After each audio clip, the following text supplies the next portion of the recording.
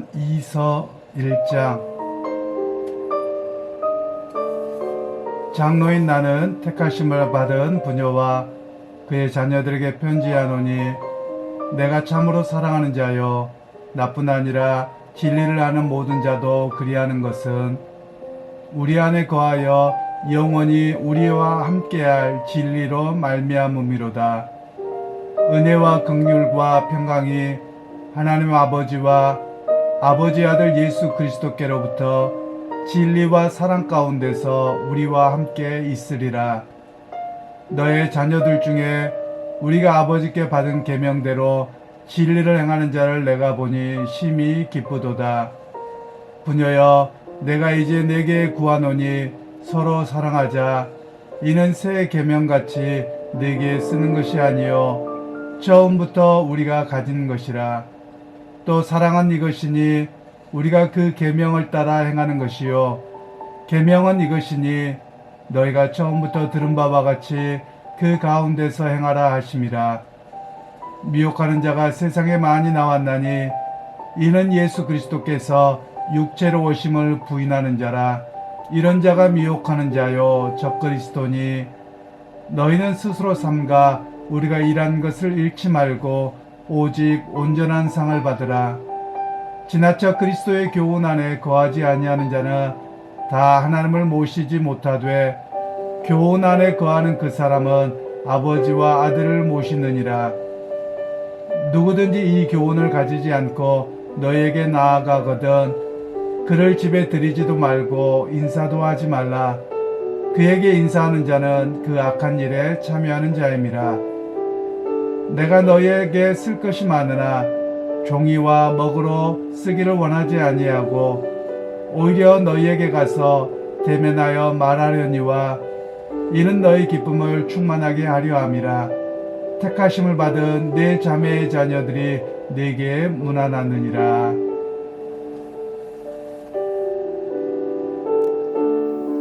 오늘 말씀은 진리 가운데서 흔들리지 않아야 합니다. 이런 제목으로 함께 말씀을 나누겠습니다.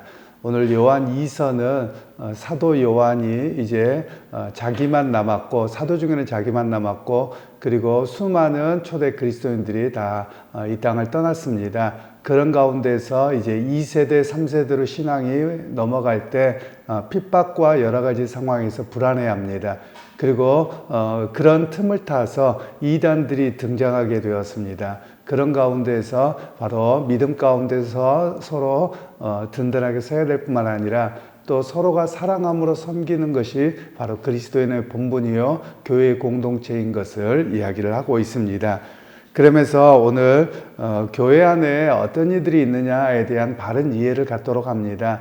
참 교사와 거짓 교사가 있다는 이야기를 합니다. 참 교사와 거짓 교사의 차이점이 무엇이냐?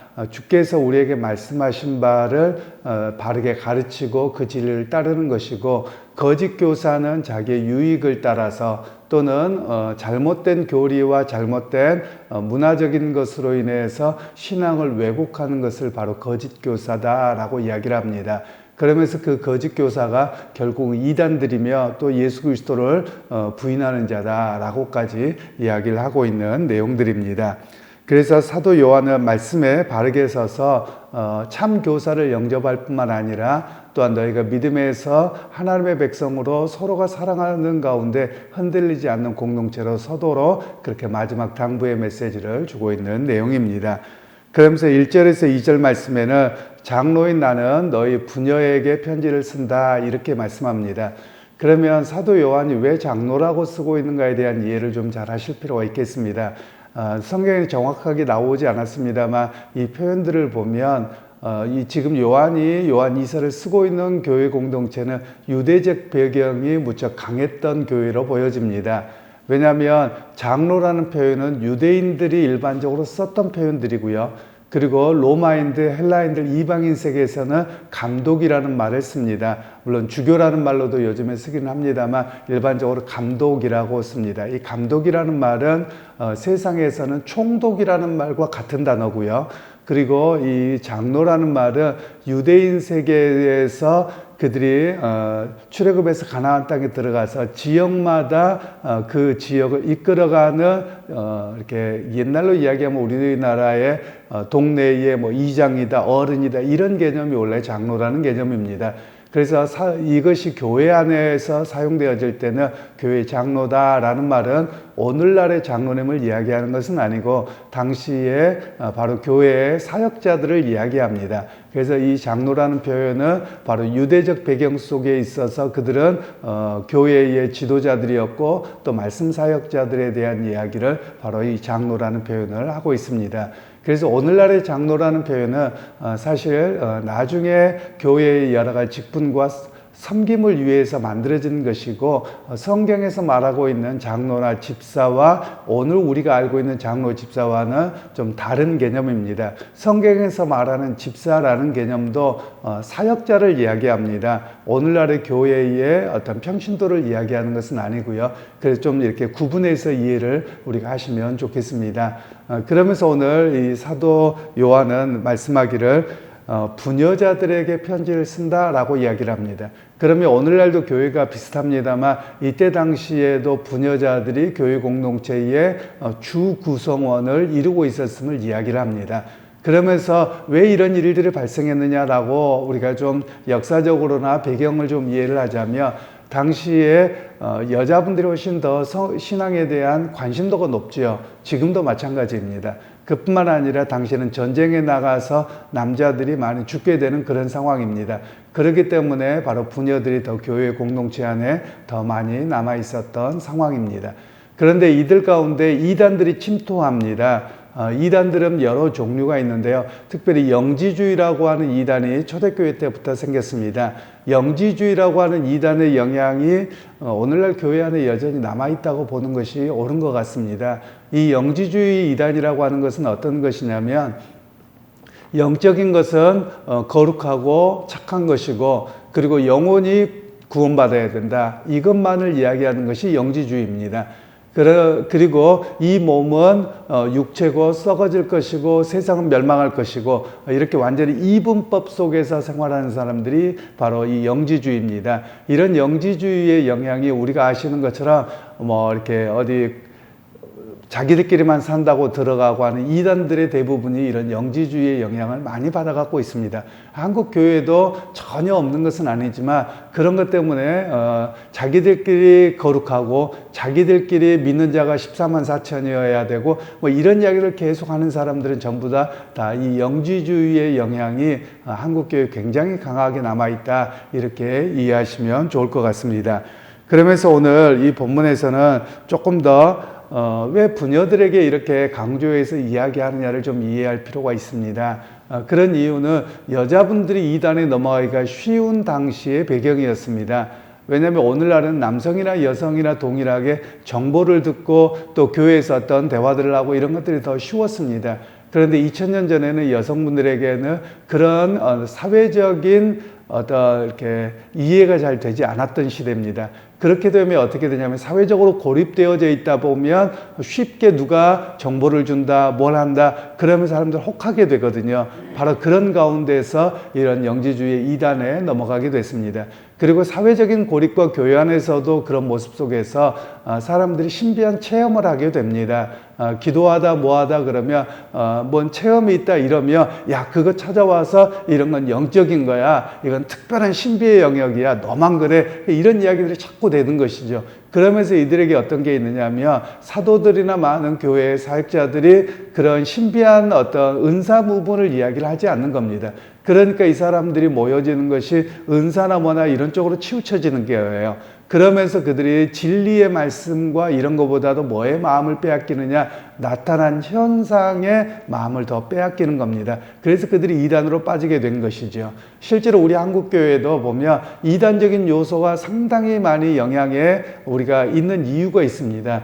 그것은 말씀에 기초한 신앙이 아니라 나타난 현상에 너무 마음을 빼앗기기 때문에 그렇습니다. 우리가 과거에 80년대, 90년대만 하더라도 기도원들이 많았습니다. 물론 70년대 이전은 더 했고요. 그런데 대부분이 우리가 잘 아시는 것처럼 뭐 문선명이만이 아니라 박태선도 그렇고요. 전도관이나 이런 데 모든 데를 보면 다 이단으로 가는데 어디로 가느냐. 뭐 할렐루야 기도원도 마찬가지고요. 전부 다 나타난 현상에 초점을 맞춥니다. 그러니까 그 나타난 현상 때문에 사람들 우아하고 군중 심리로 이렇게 쏠리게 됐던 것입니다. 바로 그런 가운데서 바로 이단으로 나가게 됐던 모습이 초대교회 모습도 그렇고 지금도 그러한 모습들이 여전히 연출되고 있습니다.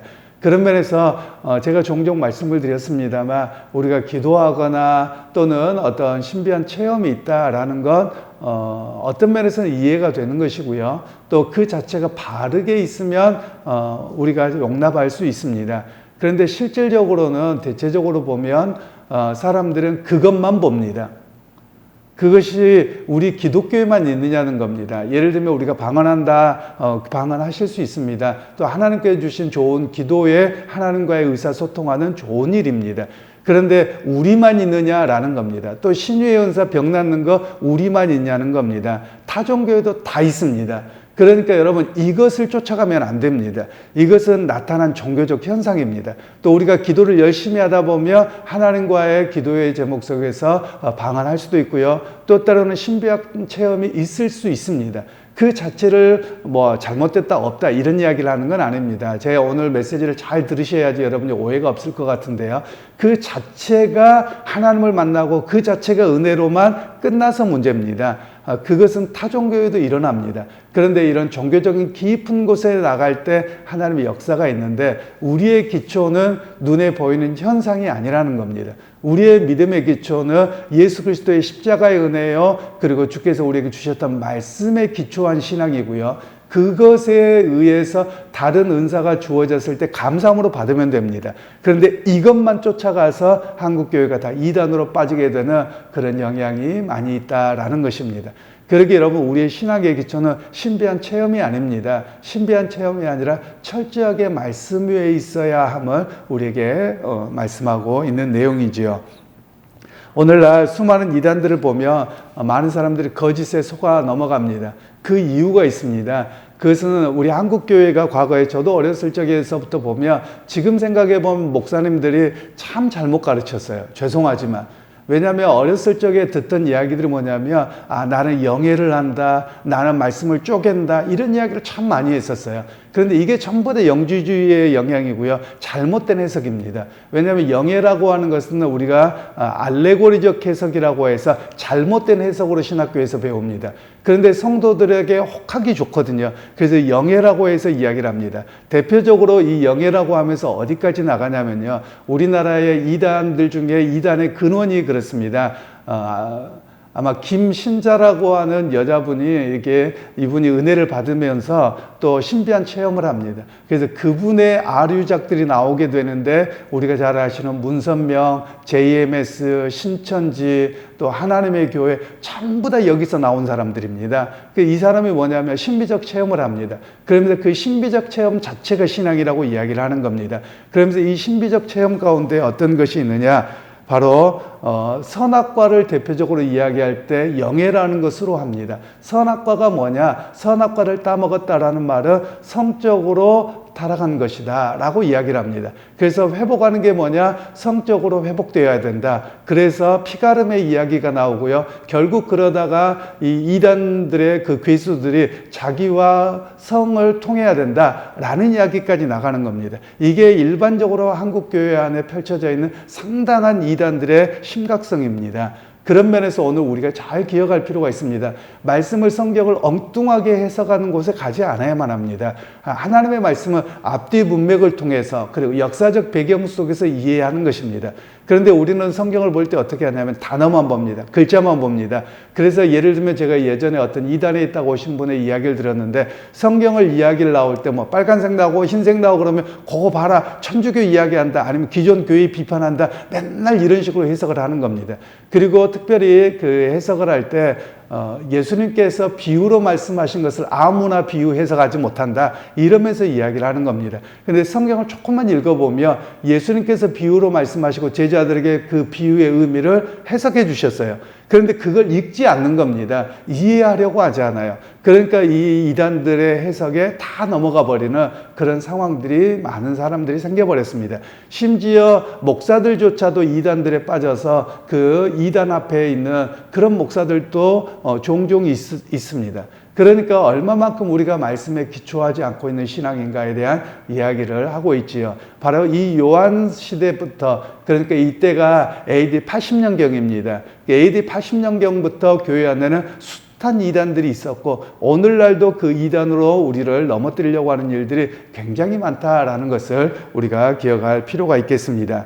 그러면서 이제 3절 말씀에는 은혜와 긍휼과 평강이 하나님 아버지와 아버지 아들 예수 그리스도께로부터 진리와 사랑 가운데서 우리와 함께 있으리라. 이때 당시에는 핍박의 상황이었고 또 유대인 공동체로부터 배척을 당한 시대였습니다. 거기에 이단까지 있었고요. 그리고 1세대 지도자들은 다 천국 갔습니다. 그러니까 이제 교인들에게 불안함이 있죠. 왜냐하면 이 핍박과 어려운 시대가 계속 되어질 것인데 주님을 직접 만났던 사람들 또는 성령의 오순절의 다락방을 경험했던 사람들은 다 사라진 겁니다. 그러니까 이들은 굉장히 불안해했던 그런 상황입니다. 그런 가운데 사도 요한은 너희가 우리 주 예수 그리스도의 아버지 하나님과 그리고 예수 그리스도 안에서 은혜와 평강을 여러분들이 잃어버리지 않기를 원한다, 이렇게 말씀합니다. 왜 그렇습니까? 여러분, 오늘 세상이 주는 메시지도 그렇습니다. 우리가 사도 요한은 이런 세상의 복음에 속지 아니하도록 이야기를 하는 겁니다. 세상의 복음이 뭐냐? 이 땅에서 잘 먹고 잘 사는 겁니다. 그리고 이 땅에서 미래에 대한 두려움을 주는 거예요. 그래서 사람들은 이 땅에서 뭔가를 빼앗길까 봐, 삶의 터전을 빼앗길까 봐, 내일이 어떻게 될까 봐 이 불안 가운데서 살아가게 하는데, 우리의 신앙은 어디에 있습니까? 하나님 아버지와 예수 그리스도 안에 있는 진리 가운데서 은혜와 평강이 우리 가운데 있습니다 라는 이야기를 하는 겁니다. 그래서 여러분, 우리는 어떤 가치를 갖고 살아갑니까? 하늘의 가치, 하나님 나라를 바라보면서 사는 사람입니다. 그러기에 우리는 그 진리의 말씀을 붙들고 또 그 진리 가운데서 하나님 나라를 바라본다면 이 땅에서의 고통과 아픔이 있다 할지라도 나는 주님과 함께 있고 또 이 땅에서 삶을 좀 남겨주시며 믿음을 따라서 하나님의 사명자로 믿음의 사람으로 살아가는 것이고 또 우리의 인생을 불러가시며 나는 천국에서 눈뜰 것을 확신합니다. 이런 가운데서 살아가기에 우리는 결코 흔들리지 않아야 됨을 성경은 말씀하고 있습니다. 그러면서 이제 5절에서 6절 말씀에는 부녀여 내가 이제 구하노니 서로 사랑하자라고 말씀합니다. 그러면서 이것은 처음부터 우리에게 주신 계명입니다 라고 이야기를 합니다. 여기에서 서로 사랑한다라는 말은 바로 그리스도인들의 가장 큰 덕목입니다. 그러면 사도 요한이 왜 이 서로 사랑하자는 메시지를 전하고 있는지에 대한 배경을 이해할 필요가 있습니다. 당시에는 의심하고 있었던 상황입니다. 왜냐하면 이단들이 많다 보니까 혹시 저 사람이 이단에 연결된 거 아니야? 라고, 또는 어떤 사람들은 교회 안에서 밀고자들이 있었습니다. 즉 로마의 당국에 몰래 신앙생활하고 있는데 밀고자들이 있어서 저 사람 교회로 모였어요 라고 해서 이런 상황들이 생겨진 겁니다. 바로 그런 가운데서 성도들이 서로가 서로를 향해서 마음을 터놓지 못하고 이렇게 숨어 있고 또 의심하고 있는 가운데서 바로 그렇게 하지 말자, 우리 그리스도인들은 그리스도의 사랑으로 끝까지 사랑하자, 이런 메시지를 우리에게 주고 있다라는 것입니다. 그러면서 7절에서부터 9절 말씀까지는 미혹하는 자에 대한 이야기를 합니다. 바로 이단들에 대한 이야기죠. 대표적인 이단들이 당시에는 단성론이라고 하는 이단인데요. 이건 어떤 것이냐면 우리 한국교회도 이 영향에서 자유롭지 않아서 사실은 좀 조심스럽기는 합니다만, 우리 한국교회가 과거에는 구약은 성부시대, 그리고 예수님 시대는 성자 시대, 지금은 성령 시대입니다 라고 말하는 사람들이 다 이단의 영향을 받고 있다, 제가 이렇게까지 말할 수 있습니다. 왜냐하면 하나님 창조하실 때도 삼위일체로 창조하셨고요, 그리고 예수님 시대도 삼위일체로 함께 하셨고요, 지금도 삼위일체로 함께 하십니다. 그런데 구약의 성부시대라는 말과 성자시대, 성령시대라는 말은 단성론을 이야기합니다. 단성론은 무엇이냐면 그때는 아버지로 나타났다가 똑같은 분이 그 다음에 성자 예수님으로 나타났다가 똑같은 분이 성령님으로 나타났습니다. 옷만 받고 입고 나타났습니다. 이런 이야기가 바로 이 배경에 깔려 있습니다. 그래서 이 당시에 이런 이야기를 하는 겁니다. 예수님이 이 땅에 우리와 같은 육체로 오신 것이 아니라 하나님이 오셨는데 우리 눈에 보이게끔 마치 오늘날로 이야기하면 홀로그램이나 이런 것처럼 그렇게 오셨다 간 것뿐이야. 이런 이야기를 하는 겁니다. 또 조금 더 나가면 이단들이 어떻게 하느냐? 성부 고난설을 이야기합니다. 하나님은 한 분밖에 없어서 하나님이 하늘의 보좌를 비워놓고 이 땅에 내려오셨는데 십자가에 못 박혀 돌아가신 분이 다른 분이 아니라 하나님 아버지야. 그분이 이렇게 됐어. 라는 식의 이단들을 하는 겁니다. 오늘날도 이단들은 이걸 여전히 이용하고 있고요. 한국교회도 은연중에 거기에 영향을 받습니다. 그래서 뭐 선교단체 같은 경우는 성령 시대니까 우리가 성령의 일을 해야 된다. 이렇게까지만 나가버리게 되는 상황들이 많이 벌어지고 있습니다. 그래서 오늘 성경에서는 말씀하기를 이런 그리스도에 대한 바른 이해, 그분은 성자 하나님이실 뿐만 아니라 그분은 우리 가운데 오셔서 우리와 같은 똑같은 몸을 입으신 분입니다. 라는 이야기를 분명하게 이야기를 하고 있는 것이죠. 그러기에 여러분 오늘 우리의 신앙은 기억할 필요가 있습니다. 8절에서 9절에서는 우리에게 너는 삼가라 라고 이야기를 합니다. 그러면서 어떤 것을 삼가야 되느냐, 이런 이단들에 대한 이야기가 가지고 우리를 찾아올 때 우리가 그들과 거리감을 두라는 거예요. 집 밖에도 들이지 말라 이런 의미로 이해할 수도 있겠습니다만 그들과 언어를 섞고 또 그들과의 교제를 통해서 신앙이 오염되지 아니하도록 해야 된다, 이런 이야기를 우리에게 들려주고 있습니다. 그러면서 오늘 성경 믿음 생활은 어떤 것입니까? 믿음 생활의 출발점은 내 경험이 아닙니다. 믿음의 출발점은 하나님의 말씀입니다. 그리고 하나님의 사랑이고 하나님의 은혜에서 믿음이 출발하는 것입니다. 그래서 그것을 먼저 세우면 어떤 상황에서도 이단들에게 넘어가지 않게 되는 그런 이야기를 우리에게 들려주고 있습니다. 그러기 여러분 오늘 우리가 또 기억할 필요가 있죠. 말씀을 통해서 우리가 성경을 잘 읽으셔야만 합니다. 성경을 많이 읽는 것 중요한 일입니다. 그러나 많이 읽는 것보다 더 중요한 일은 성경을 바르게 읽는 겁니다. 앞뒤 문맥을 따라서 꼼꼼하게 읽는 것입니다. 그런데 성경을 읽다 보면 어떤 단어만 나오면 다른 쪽으로 자꾸 빠지는 습성들이 우리 한국 교회가 많더라고요. 그러다 보니 우리가 이단으로 빠지게 되는 게 너무나도 많습니다. 그래서 말씀을 앞뒤 문맥을 따라서 쭉 어떻게 어떤 메시지인가. 그래서 성경을 여러분들이 조금 읽으실 때 어떤 노력을 하셔야 되냐면 단락을 읽고 또는 한 장을 읽고 이 본문의 이야기가 어떤 이야기인가 이렇게 정리할 줄 알아야 됩니다. 그렇게 하지 않기 때문에 우리는 자꾸만 성경을 떠난 이상한 신앙생활들을 하고 있는 우리의 모습들이 되어가고 있더라라는 것입니다. 그래서 여러분 오늘 말씀을 기억하시면서 하나님의 말씀을 좀 더 가까이 하실 수 있기를 원합니다. 그리고 진리의 말씀을 글자만 읽지 말고 앞뒤 문맥이 무엇인가, 그리고 내가 가지고 있는 어떤 선험적인 경험을 가지고 성경을 읽지 말고 성경 본문이 우리에게 무엇을 말씀하시는가 이렇게 좀 잘 읽고 또 그것을 통해서 깨달음을 통해서 여러분들이 이단들에 빠지지 않고 또 주변에 이단들에 빠진 이들을 그리스도께로 다시 돌아오게 하는 그런 자리에 설 수 있는 믿음의 성도들이 다 되시기를 주님 이름으로 축원합니다. 하나님 아버지, 오늘 또 우리 주변에 얼마나 많은 이단들이 있는지요. 초대교회부터 역사했던 미혹의 영이 끊임없이 사람들을 미혹하게 하고 진리의 말씀에서 떠나가게 하는 그런 역사를 바라봅니다. 하나님 아버지, 우리가 주의 말씀의 진리 가운데 서 있게 하시고 더욱더 진리의 말씀을 가까이 함으로 하나님의 백성으로 서게 하시고 또 교회 공동체 안에서 뜨겁게 사랑하고 섬김을 통해서 하나님의 기뻐하는 믿음의 생활이 교회 안에서 이루어지게 하여 주옵소서. 예수님의 이름으로 기도하옵나이다. 아멘.